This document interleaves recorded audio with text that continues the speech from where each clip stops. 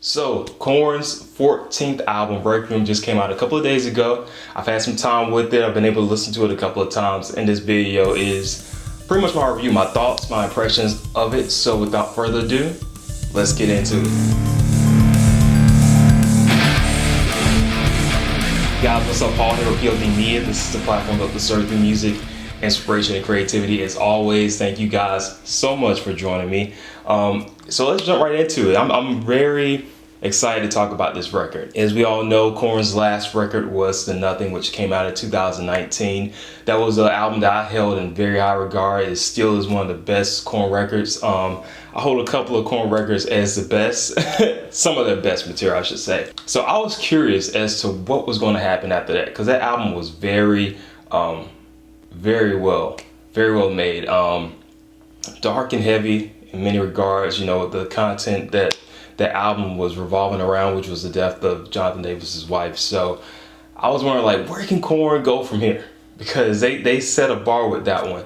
And I gotta say, Requiem is continuing in that path where Korn has been going. It seems like since Serenity is Suffering, that Korn has just been on this stride where they just keep outdoing themselves. And Requiem was no different. Now, I'll say this, going into this album, my biggest concern was the album length. When I saw that it was clocked in at 33 minutes, I was like, man, is that going to be enough songs? You know, because I'm an album lover. I love music and I love albums that are like 45, 50 minutes long, you know, 13, 14 tracks. So I was wondering how I was going to take to that. And the interesting thing is that my concern was put at ease after listening to this album, because this album sets out to do what it does, and it just, as soon as it does it, it's just Korn is out. It's like they just dropped the mic.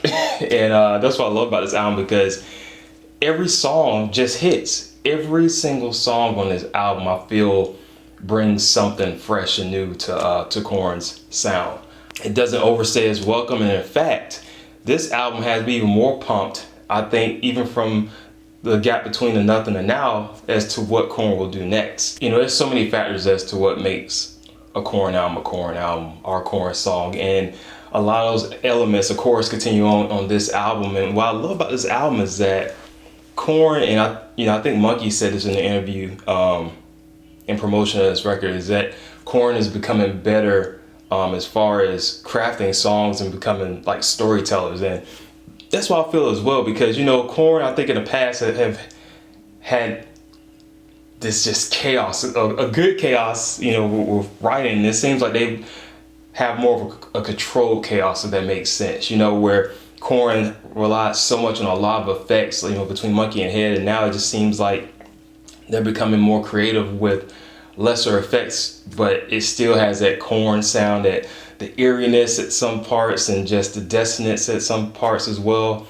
And this album, I love it because one thing, they did this album in analog. So they record this album in analog, and that gives this album a type of warmth to it and a punch to it. To me, it's very apparent, because it just is, I can't even describe it, but the sounds more, I don't want to say raw, but it sounds more alive in a lot of ways. It sounds like, when I listen to this record, it sounds like I'm actually in the room as they're playing the songs out, as they're actually recording it. A couple of things that I love about this album, song-wise, Lost in the Grandeur.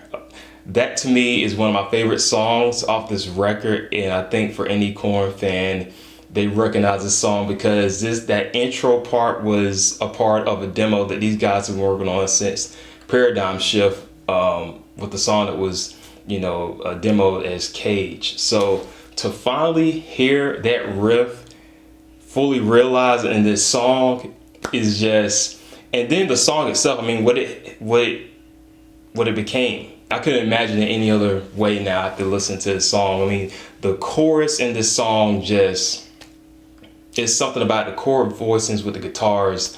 To me, it sounds very much Korn, but the chord progression just sounds different and just fresh. And that's what I love, is that the producer Chris, which they worked on with this record, really challenged the guys if he heard something that sounded very reminiscent of previous Korn albums. So I'm glad that they had somebody in their corner that could like point out like that sounds a lot like something off of Life is Peachy or Follow the Leader, to help them to kind of just challenge themselves to come up with new creative riffs. And that they really did that. There's songs on this album where I'm just like, man, that's what I love about Korn, is that they still to this day surprise me. They still keep coming out with music that I think challenge them and challenge the listeners as well. People who've been on this journey with Korn for so long. Now, of course, when it comes to Korn, you have so many different fans. You have diehards that only want stuff that sounds like self-titled Life is Peachy.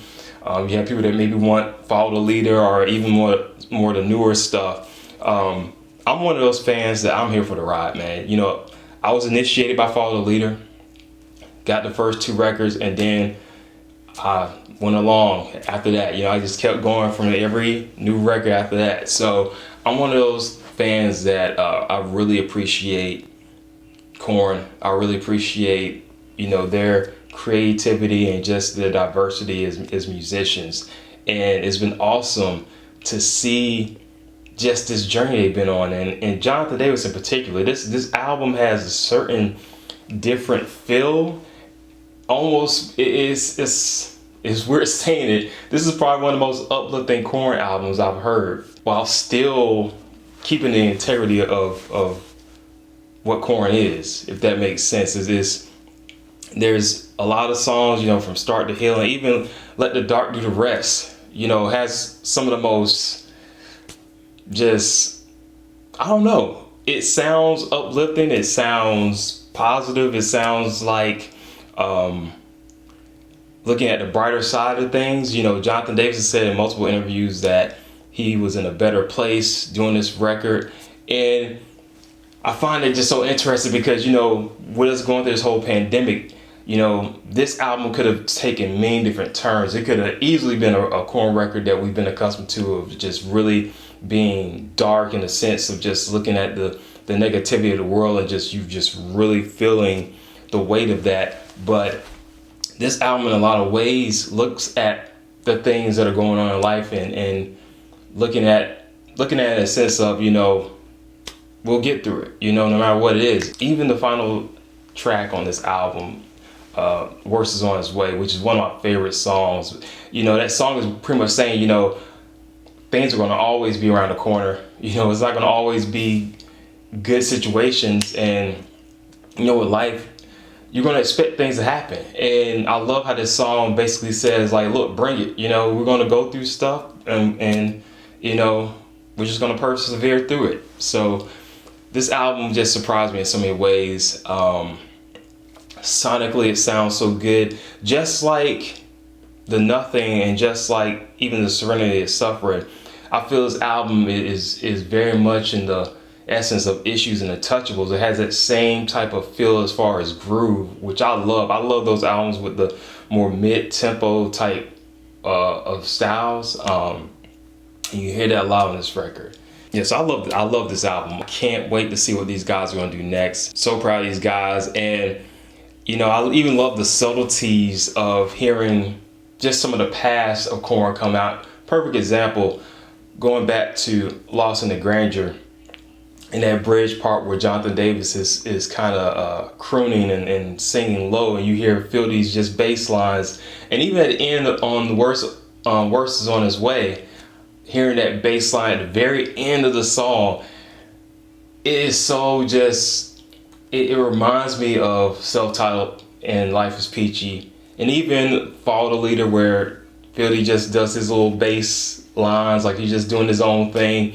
It was very just reminiscent of those times. So I love how you hear these little pockets of Korn's past, yet it's a uniqueness and freshness of this record as well too. So that's my thoughts. I absolutely love this record. I'm excited once again to hear what Korn does next. From the vocals to the lyrics to the rhythm section with Fieldy and Ray, which they continue to just gel and just continue to create this great rhythm section, to Monkey and Head, who these guys, they continue to inspire me as a guitar player, just hearing them just push themselves musically as well. I'm always just inspired to pick up my guitar listening to a Korn album. So with that being said, those were my thoughts. I would love to hear what you guys think, because I know like I said, there's a spectrum of Korn fans from all walks of ways. I know some of you all may not feel the same way I did. You may not have enjoyed the record as much. You may have enjoyed it just as much as I have. I would love to hear you guys' thoughts in the comments below. As always, thank you guys so much. Thank you to those of you who subscribe to this channel. If you've liked my videos, dislike them, if you shared them, I appreciate all engagement. I can't do this without you guys. I will see you on the next video. Till next time, peace, love, let's keep it up.